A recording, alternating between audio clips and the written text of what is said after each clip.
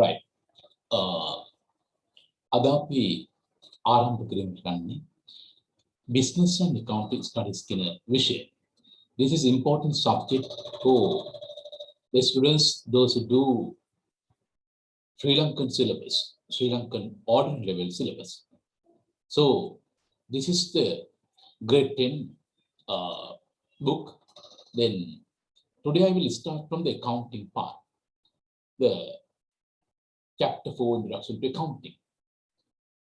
I will discuss chapter 1, chapter 2, chapter 3 separately. Those three come under business studies. Therefore, today I will explain chapter 4, that is introduction to accounting.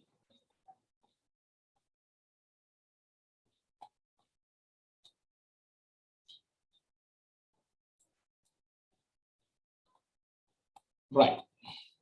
If we take accounting, what is accounting? Actually, if we take accounting, accounting can be explained as a process of providing information required by the interested parties in business for their decision making. That is the definition given in your book.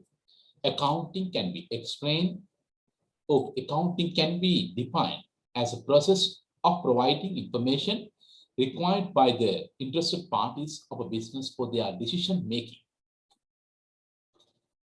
Accordingly, accounting mainly provides financial information. That is called financial accounting. The accounting which provides financial information is called financial accounting. Likewise, in accounting, there can be different classification, but for your ordinary level examination, we don't discuss those classification, but you should understand just definition. So again, I will repeat the definition. Accounting can be defined as a process of providing information required by the interested parties of a business for their decision making. Right. So even at the examination, you will be asked to define what is accounting. Therefore, you should be able to define what is accounting. Sometimes examiner will give you 1 mark for you define accounting. Right. Then our next heading is objectives and need of accounting. Right. Then, as mentioned above, accounting is needed to provide useful information to the interested parties of a business for their decision making. Right. Business will provide useful information to the interested parties like suppliers, investors, government institutions, customers, potential buyers, potential investors to take their decisions. Therefore, accounting provides useful information to interested parties of a business for their decision making. That is the main purpose of accounting. Further, the business activities also impact various parties. All these parties, including owners and debt holders, named as interested parties or stakeholders of a business. Who are the stakeholders? Stakeholders are the people who have an interest regarding business information or about the business. Who are the stakeholders or interested parties? The people who have an interest about your business organization. They are the owners of a business mainly, employees, managers, debt holders, investors, customers, suppliers. Likewise, there can be different parties. Those who have interest about your business, they are called stakeholders or interested parties. Business will provide useful information to those parties to take their decision making. Sometimes there can be government institutions. They also expect business information to take their decisions. Each party takes decisions in various nature and for that they require information. The business will provide information for the interest parties to take their decisions making. Accordingly, providing information for decision making is the main objective of accounting. What is the main objective of accounting? Providing information for decision making is the main objective of accounting. Therefore, according to given information, we can say that the main objective of accounting is to provide information to the interested parties for their decision making. Based on this main objective, there are various other objectives. What is the main objective of accounting? Providing information for decision making. Providing information for decision making is the main objective of accounting. Based on this main objective, there can be some other objectives, such as to know whether the business has earned an adequate profit, to know whether the financial position of the business is sound, to fulfill legal requirements. Presentation of financial reports is a mandatory requirement by law for some organizations. Here, mandatory means compulsory. Presentation of financial information or financial report is a must for some organizations, especially if you take a company, quoted public company, it is a must for them to provide financial reports to the stakeholders. Next, sub-objective is to minimize disadvantages arising through omissions and commission of transactions and to organize financial activities. That means sometimes there can be omissions. Omissions means there can be omitted transactions, ignored transactions. Sometimes there can be transactions they have recorded in a wrong account or in a correct account but wrong value, in the wrong side. That type of transactions are called commission of transactions. You will understand later. We can have separate lessons for you to understand omissions and commissions. But here we can produce this point as a sub-objective of accounting to minimize disadvantages arising through omission and commission of transactions and to organize financial activities. Right. You understood our main objective of accounting, that is to provide information for decision making. That is our main objective. In addition to our main objective, in accounting, we can have some other sub-objectives. I will mention again those sub-objectives to know whether the business has earned an adequate profit. That means the main objectives is to provide information to this for decision making. But if you want to run a business, you want to earn a profit, but as an investor, as a businessman, you should be able to bear a loss also, but there should be adequate profit. Then only you can run your business smoothly. Second one, to know whether the financial position of the business is sound. You know, actually, what is financial state position? You will understand these things in detail later. But if I just give you a definition for financial position, that is the relationship between assets, liabilities, and capital of a business. The relationship between assets, liabilities, and capital is called financial position. We provide this relationship in a state of financial position or balance sheet. Then, for you to understand whether you have got a sound or good financial position, that is some objective of accounting. Third one, to fulfill legal requirements. That means when you run a business, you will have to fulfill some legal requirements. Sometimes you will have to present your financial reports to government organizations or other financial institutions, banks, like that is a must. Therefore, our sub-objective is to fulfill legal requirements. It is a must for you to produce financial reports. Number 4, to minimize disadvantages using through omission and commission of transaction and to organize finance activities. You know, when you run a business, sometimes there can be omitted transactions. There can be transactions ignored by your recording party.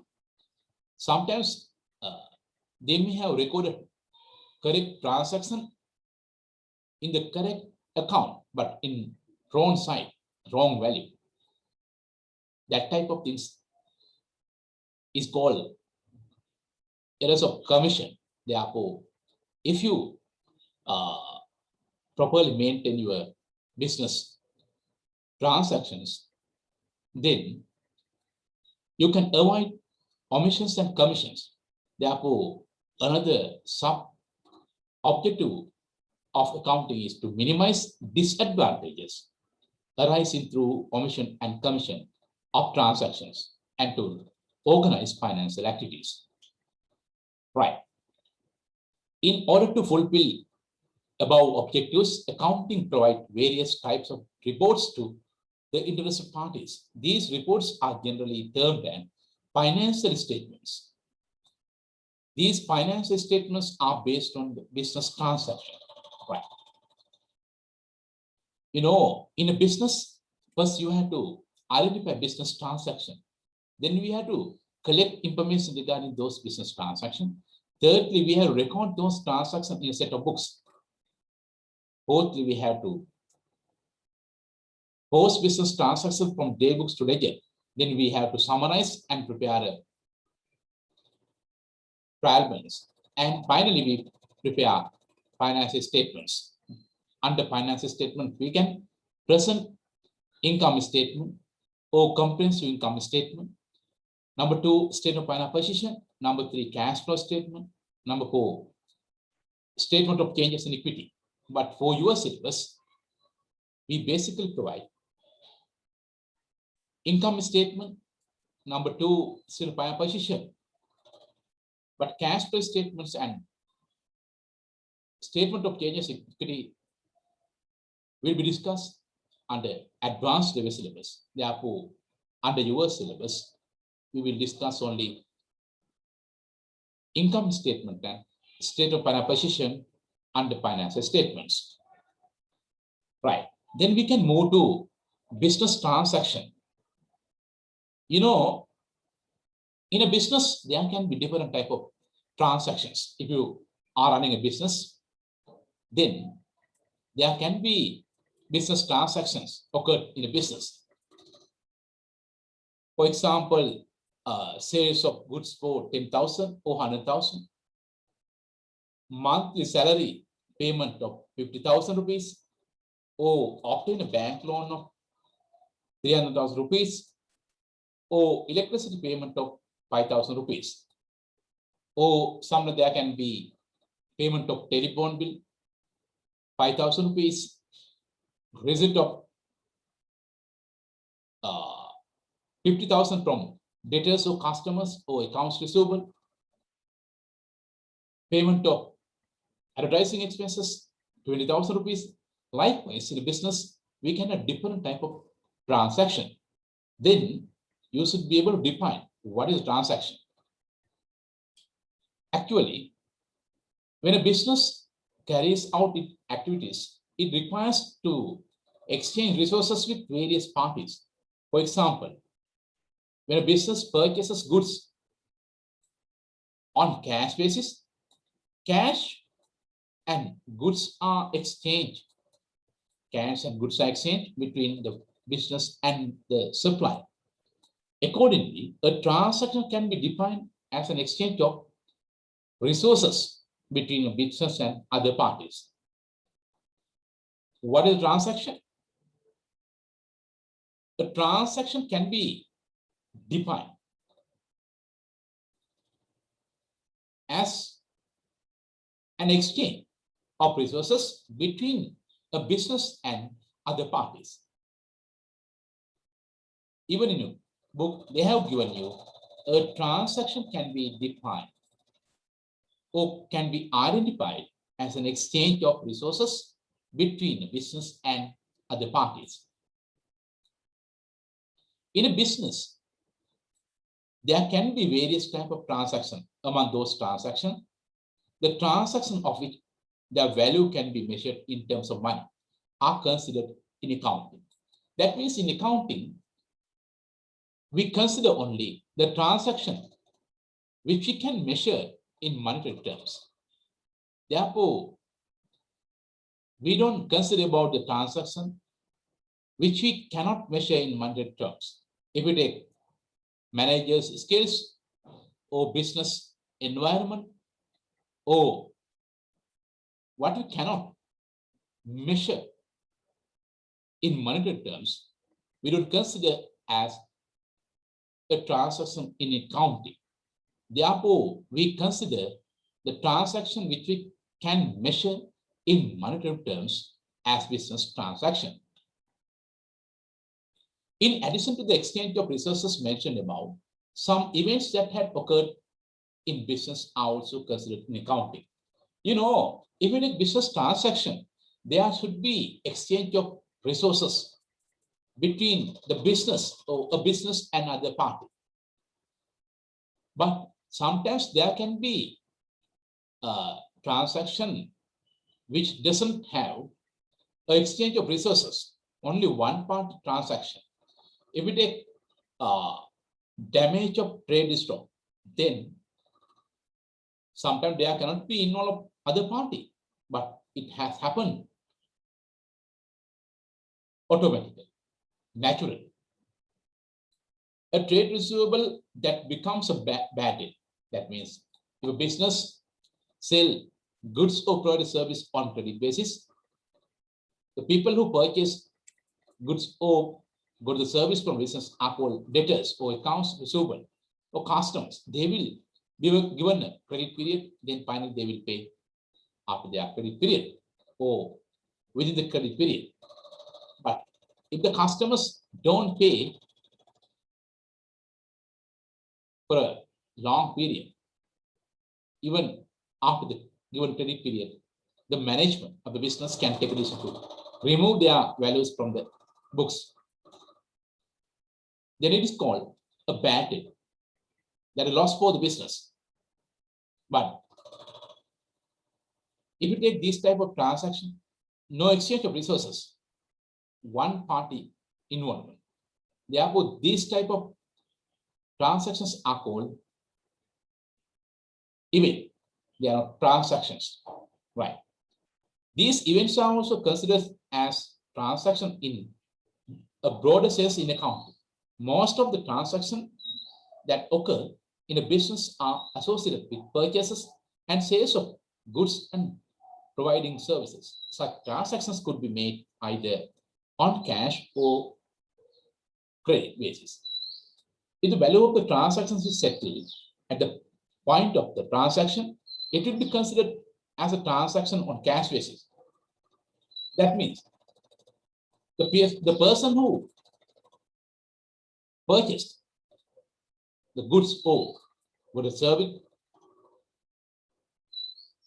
pay the relevant amount to the business on the same time. That is called a transaction which occurred on cash basis. That means the customer pays the due amount to the business at the same time. On the other hand, if the settlement is made later, it will be considered as a transaction on credit basis. That means if the customer doesn't pay money at the time of purchasing, or if the business doesn't receive money at the time of selling, that type of transactions are called transactions occurred on credit basis. Right. Now, depending on our discussion, now we can move to new topic, that is assets, liabilities, equity, income and expenses. that arise from various transactions. You know, now you have already understood in a business there can be different transactions occur during a certain period of time. Then, because of those transactions, there can be creation of assets, liabilities, equity, income, and expenses. Right. As a result of transactions, following accounting elements arise: assets, liabilities, equity, income, and expenses. I will repeat again. Because of business transaction, the following elements can arise. Number one, assets. Number two, liabilities. Number three, equity or capital. Number four, income and expenses. If I ask a question, what are the results or what are the results of business transaction in accounting? Then your answer should be assets, liabilities, equity, income, and expenses. Right. Now, we can discuss one by one separately. What do you mean by asset? What do you mean by assets? You can just simply define all the resources available in the business are called assets. That is simple definition. Even in a book, they have given you the resources that are generated as a result of past transactions are simply called asset. The resources that are generated as a result of past transactions are simply called asset. Example, purchase of a machinery or purchase of machine by business. That is a transaction. Then you have got a machine and you have paid money. There will be exchange of resources between the business and other parties. As a result of that transaction, past transaction, you have got an asset. Purchase of a motor vehicle by a business. Here we have exchange of resources. Business pay money, then other party gives you a motor vehicle. Right. Again, if I come to the definition, the resources that are generated as a result of past transaction are simply called asset. In order to recognize an asset in accounting reports, its cost value should be able to measure reliably. Asset generate future economic benefits to the business. If a machine that had been purchased by business is used to manufacture and sell goods, the cash that flows to the businesses in future from that machine, the profits that generated by the future sales of purchased stock. Right. If any item does not generate future economic benefits, that item cannot be considered as an asset. Right. If you want to define asset, if you want to consider asset, then definitely there should be the asset should generate income for the business or economic benefits. The asset should generate economic benefits to the business in the future. The item should be controlled by the business. Second feature, that item should be controlled by the business. This means the business should be able to use that asset according to the direction of the business and to take decisions on the asset. For example, above mentioned machine and the stock should be able to be used by the business according to the directions of the business. A building on a rental basis cannot be considered as an asset as it is not controlled by the business. Then sometimes there can be asset rented by the business, motor vehicles, land, building. They are not asset for the business because business does not have the controlling power of the asset. Therefore, when you talk about assets, there should be three characteristics of an asset. Here, they have mentioned those three. The following characteristics are observed of an asset. Number one, arose as a result of a past transaction. Assets generated because of a past transaction or previous transaction. Number two, controlled by the business. That means business should be able to control the asset. Number three, inflow of future economic benefits to the business. That means there should be economic benefit to the business because of this asset. Accordingly, we can define asset like that. An asset is a resource controlled by the business as a result of a past transaction and from which future economic benefits are expected to flow to the business. If you take these definitions, you should be able to define these things even at the examination, because not like in the past, they have revised the syllabus and mentioned this definition, what they have mentioned in Sri Lankan accounting standards. Especially for advanced level students, they should be able to define this. They should be able to memorize this definition. But even for all students, they also should be able to define like this. They should be able to easily remind or remember these features, then they can easily define what is asset. If I repeat again, an asset has three features. Number one, arose as a result of past transaction. Here, arose means rise in action verb. That is the past partial form of rise. Action verb arise. So the business should be able to control the asset, controlled by the business. Number three, inflow of future economic benefits to the business. If students can remember these three elements of features or characteristics, then they can easily define what is asset. An asset is a resource. An asset is a resource controlled by the business as a result of a past transaction and from which huge economic benefits are expected to flow to the business.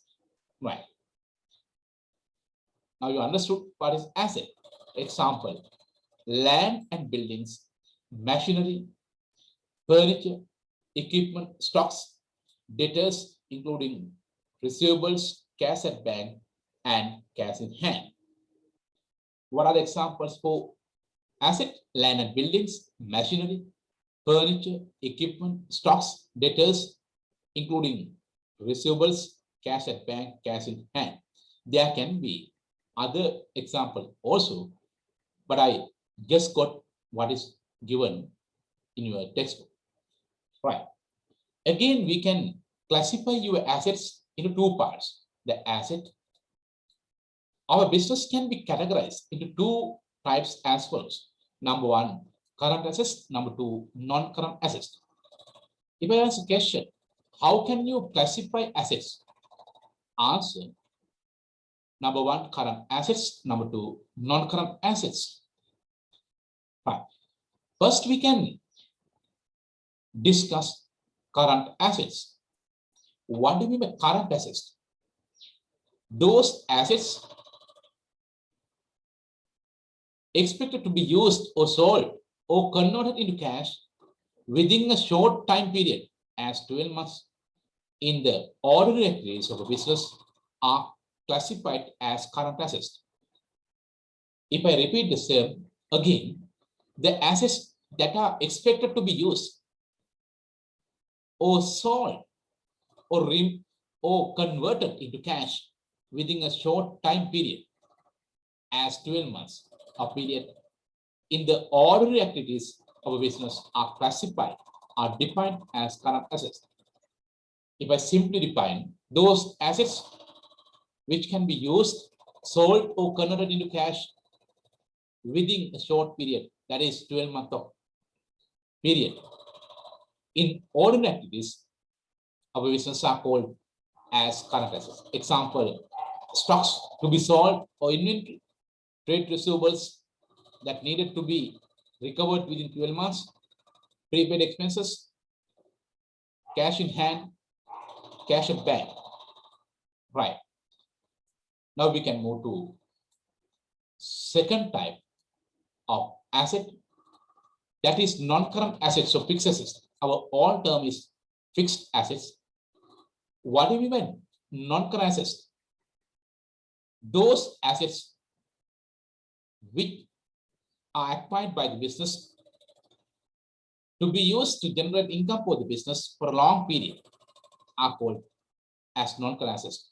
Those assets which are acquired or constructed to generate income for the business for a long period, that means more than 12 months, are called as non-current assets.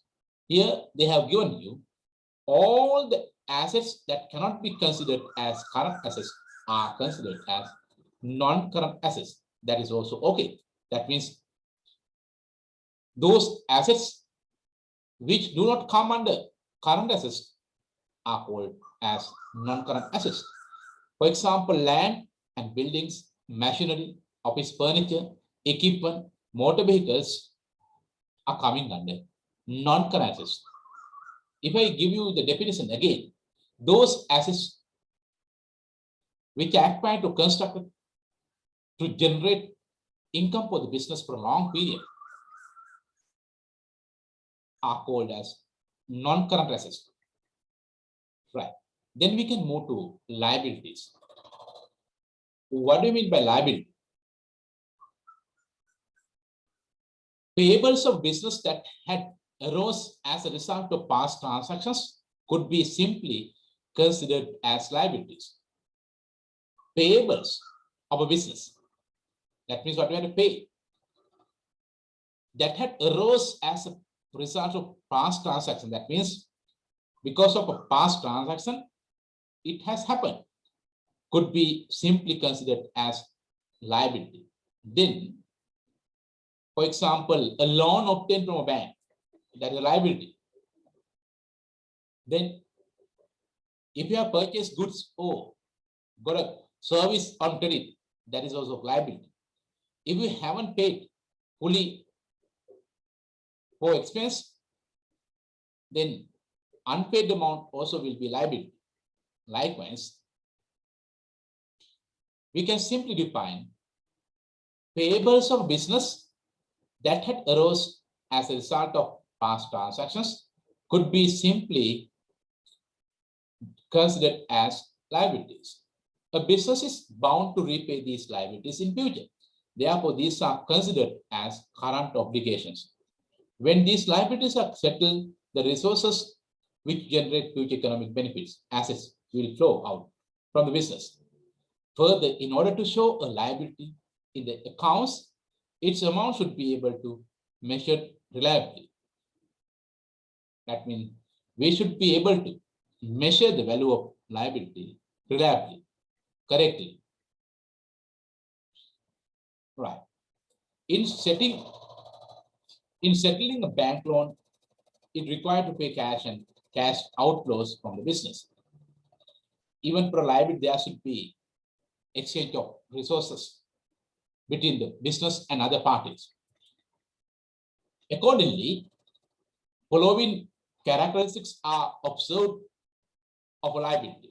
That means you should identify 3 characteristics available in even in liability. Number 1, arose as a result of a past transaction. Number 2, outflow of economic resources when settlement is made, having a current obligation. If I again give you, there are 3 characteristics of a liability. Number 1, arose as a result of a past transaction. That means it has been created because of a past transaction. Number 2, outflow of economic resources when settlement is made. That means when you settle the liability, resources will exchange from business to other part. That is economic resources exchange. Having a current obligation until you settle that, it's an obligation to the business. For example, bank loans, trade creditors. Liability also can be categorized into 2 types of current liabilities and non-current liabilities. We can first take current liability. What do you mean by current liability? Those liabilities which a business has to settle within a 12 months of period or 1 year are called current liability. If I repeat the definition again, those liabilities which a business has to settle within 12 months of period or within 1 year are called as current liability. For example, trade creditors that arise when goods are purchased on credit or resale, accrued electricity or accrued expenses.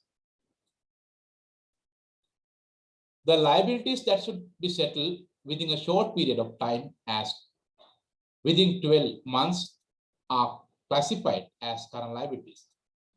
These are also termed as short-term liability because you have to settle those liabilities within a short period, that is less than 12 months. Therefore, we call it current liability. Every creditors normally supply gives you a credit period. Most probably it is less than 12 months, sometimes 1 month, 2 months, 3 months. Every accrued electricity, that means unpaid electricity. Until you settle that amount, it's a current liability. Right. Then we can move to non-current liabilities. Those liabilities which a business has to settle after a 12-month of period or after 1 year are called as non-current liabilities, so long-term liabilities. Or you can define all the liabilities that cannot be considered as current liabilities are classified as non-current liabilities. All of the liabilities that cannot be considered as current liabilities are classified as non-current liabilities. Example, the portion of a bank loan that needs to be settled after 1 year. Sometimes you may have obtained a loan for your business matters. Normally, a bank or any finance institution gives a loan for more than 1 year. Sometimes 3 years, 2 years, 4 years, 7 years, 9 years, 10 years like that. Therefore, a bank loan comes under long-term liability. But you have to pay the first installment within 1 year. Sometimes, if you have to pay monthly, you have to pay first 12 installments within first year. But the portion of a bank loan that needs to be settled after 1 year will come under non-current liability or long-term liability. Equity. What is equity? You know, in a business, the value of asset invested by the owner or owners of a business are called equity. Or the proportion from total assets of a business invested by the owners or owner of a business is called as equity or capital. If a business has liabilities, a part of its asset has to be used to settle those liabilities. After the settlement of such liabilities, the asset that remain belongs to the owner of a business is called equity. The value of assets that belongs to the owners of the business is termed as equity. The value of the asset that belongs to the owners of the business is termed as equity or capital. That means the proportion from total assets invested by the owner or owners is called equity. Right. If we just consider the given example, let us assume that the business has 500,000 worth of assets and a bank loan amounting to 200,000.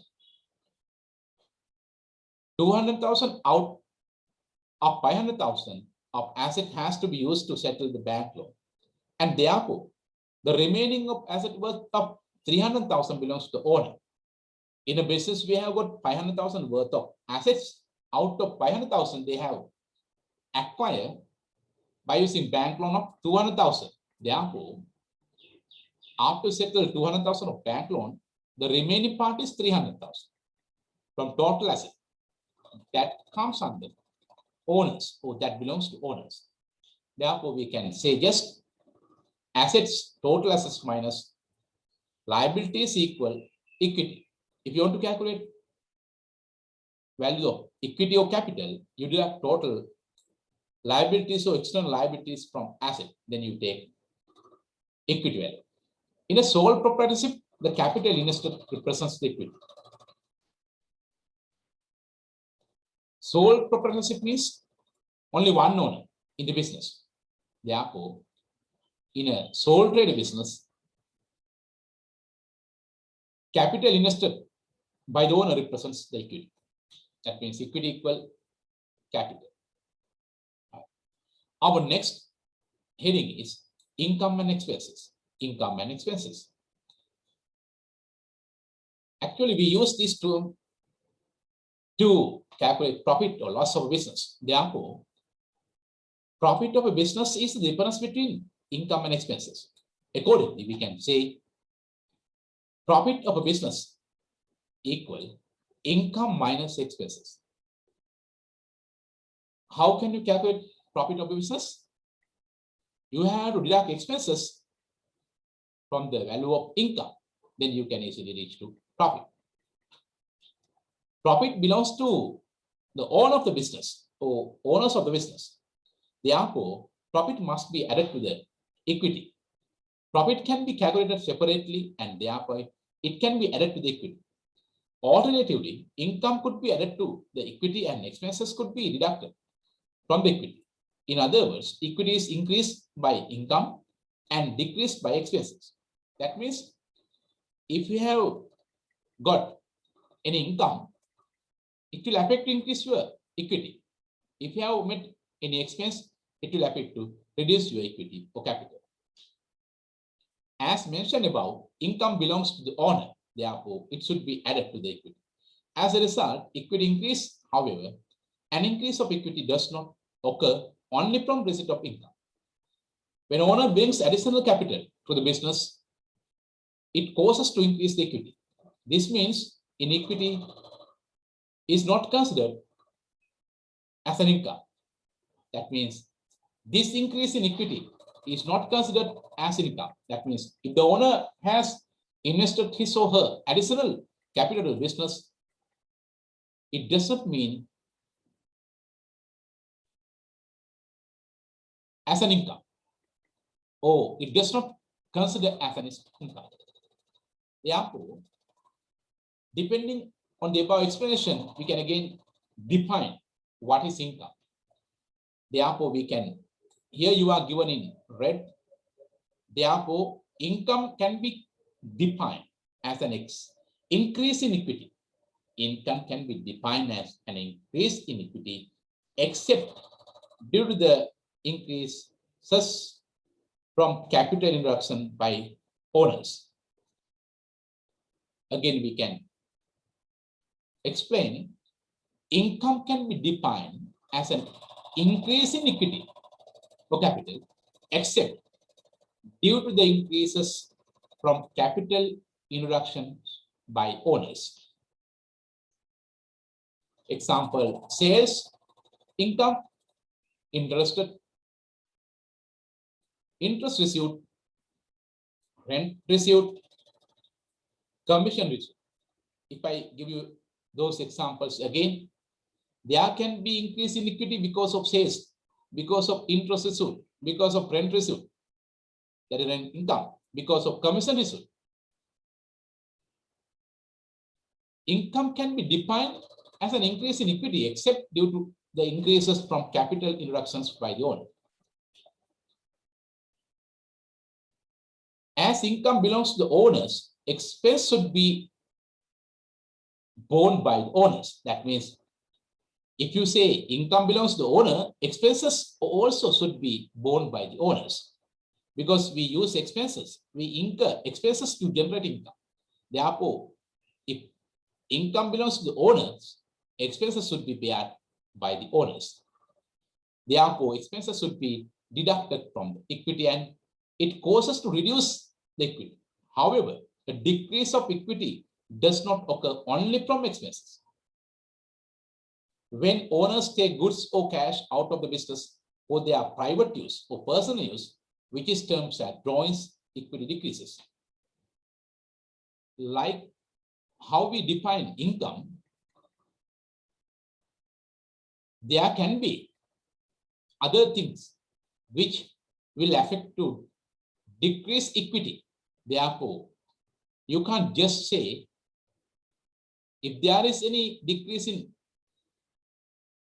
equity, that is expense like that.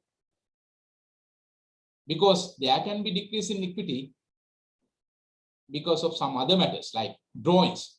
If the owner has taken business money or goods for their personal use, their private use, they are called drawings. Therefore, we have to consider drawings also when you define expenses. Therefore, we can define expenses like this. Expenses can be defined as a reduction in equity. Expenses can be defined as a reduction or decrease in equity except due to drawings. That means we can't consider drawings when you define expenses. There can be salaries and wages expenses, insurance expenses, cost of goods sold, interest expenses. They are the examples for expenses. Then we can again give you the definition. Expenses can be defined as a reduction or decrease in equity except due to drawings. Except due to drawings. The difference between income and expenses is identified as a profit or loss. If it is a profit, it belongs to owners, and if it is a loss, owners have to bear that as well. That means when there is a profit, it goes to the owner or owners of the business. Therefore, if there is a loss, that should be borne, or that should be borne by the owners. Therefore, profit or loss should be ultimately adjusted to the equity. Then, what remain as assets, liabilities, and equity, the relationship among these assets, liabilities, and equity could be shown in an equation. This equation is named as the account equation. You can learn about the account equation in the next chapter. If you take account equation, it gives the relationship between assets, liabilities, and equity or capital. We have created assets, liabilities, and capital because of business transaction. Then you understood different type of transaction at the beginning. Then you understood assets. Under that, we had two types of assets: current assets, non-current assets. Then you understood liabilities. Even under that, we had two types of liabilities: current liabilities, non-current liabilities, so long-term liabilities. You understood finally equity and defined that. Then both you understood income, and last one was expenses. So because of business transactions, we have created assets, liabilities, capital, income, and expenses. Then we prepare financial statements by using these transactions. They are assets, liabilities, capital, income, and expenses. If we take assets, liabilities, capital, we finally prepare statement of financial position.